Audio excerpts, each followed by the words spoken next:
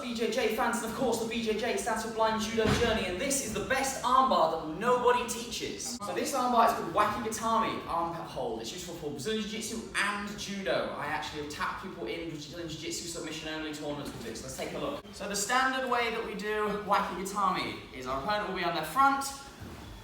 I'm going to sit down.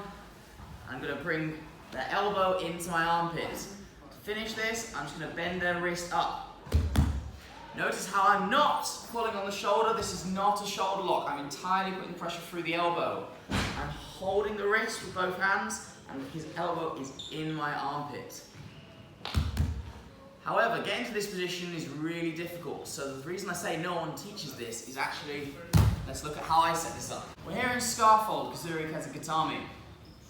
Now there's lots of different ways that my opponent's going to try to escape. Most of the time it's going to be trying to shrimp out. Notice how he's putting this frame in, as you should when you're in side control. He's put his frame in with his top arm. However, if, as he shrimps out, I'm able to pull this arm, I can pull it across, I've now exposed his elbow, I can catch him in this Waki Gatame position. Once I'm here, I have complete control.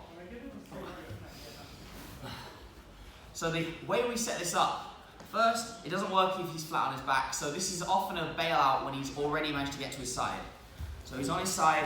At the moment he's doing a good job of keeping his elbow past my shoulder. The most important thing for me to do is get his elbow here, use my bicep to push it. Once it's in front of my pec, that's when I can start putting weight onto it and controlling it. Secondly, as I push it across, I'm going to pull his wrist up.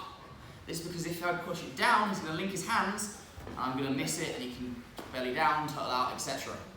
So I'm going to make sure I get wrist control. I can do this with a sleeve, wrist, but I'm going to make sure that I use my bicep to bump this across, keeping his arms or hands away from each other, arm high, at which point I can bring my bicep and armpit onto the arm, catch it.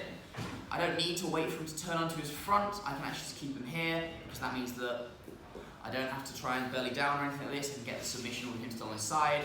I tend to keep this leg out because it allows me to stop him pushing forwards with this arm, because if I'm here, I'm going to have less control, he can shrimp out a bit more. So I'm going to keep my leg forwards, and I'm just going to lean down into the arm. That's Waki Gatame, and now you know the best armbar that nobody teaches. Soramade.